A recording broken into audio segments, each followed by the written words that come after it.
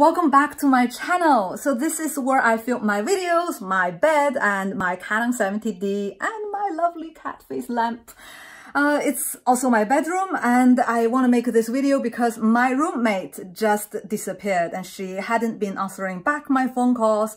She is not responding to messages. She's not home and she had not been for quite a few days, and I'm getting really worried, and I think I have really good reasons to be worried. I recruited a roommate because I wanted someone to take care of my cats when I'm away, so that I think it's also a good thing for someone who could have, let's say, a whole apartment to herself for a period of time that I'm not here. So I recruited her. She is actually my workmate. She works for the same company as I was working before, but we didn't really work together because I left the company by the time she went. And she was born the same year as I did. So I thought it would be a good idea that we might get along even for the few days that we will be living together.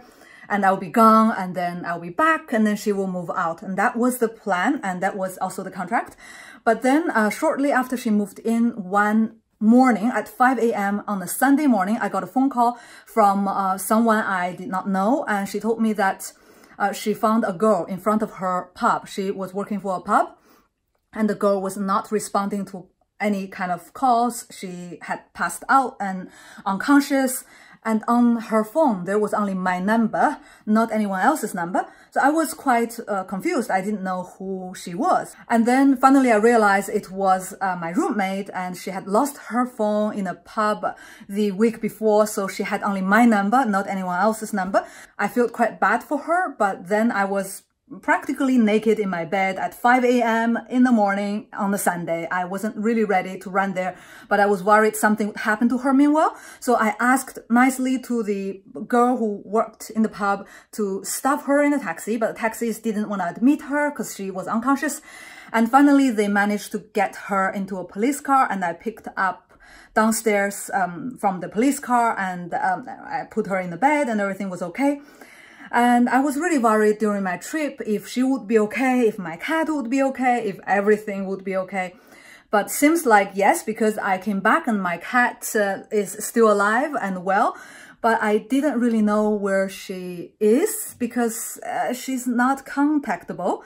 I will go and check out in her room. The fact she didn't lock the door, so maybe she just is still sleeping, and now it's like 7 p.m. in the Saturday afternoon. Perhaps she went out on a Friday night. I'm not sure, but just in case that she is having a cardio arrest or other kind of arrest, just for her well-being, I'm just gonna film me getting into her room so that with the video, I know that everybody knows that I did not touch her belongings. And if there is anything wrong, and at least you guys can, you know, be my witness in court that I didn't do anything. All right, let's go. Me, are you okay? Meow.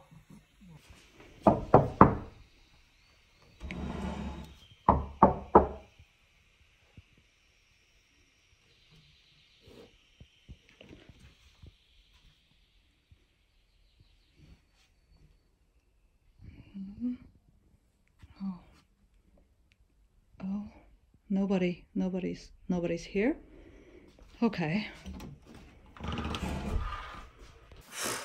As you can see, she's not home, but her belongings are, and they are everywhere, like spread out evenly on the floor.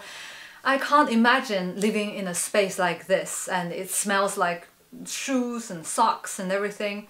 I feel bad for her because sometimes I wish I were her, because I dream to be born as a developed country citizen, as a tall, blonde woman, you know, light-colored woman. But now I don't envy her. Like, I feel bad for her because she has a habit of binge drinking every weekend, and it has seriously affected her normal life, her work, her social life, her...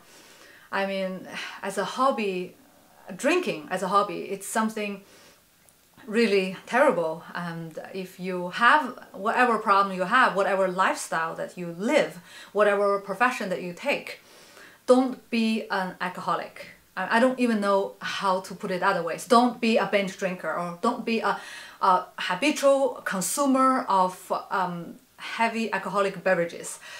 Is that like, does it sound better? I don't know. Life sucks. Look at, this is not a life. Like, I'm not even sure that she's safe or she's healthy or she's well, she's happy or she's alive even. Like, thinking about this is terrible. Let's give her a last call if she's responding. I hope she's picking up this phone. Please pick up, please, please.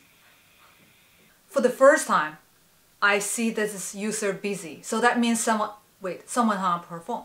I hope it was her that was pushing the rejection button. I just saw the user busy. I don't really know what it means, but let's hope that she's well, fingers and toes crossed, and come back, and I will get extra help to help her pack and clean up, and hope that she has a good life. What else can I say? All the best. And don't be an excessive drinker. Really, don't. Otherwise, your life will be miserable.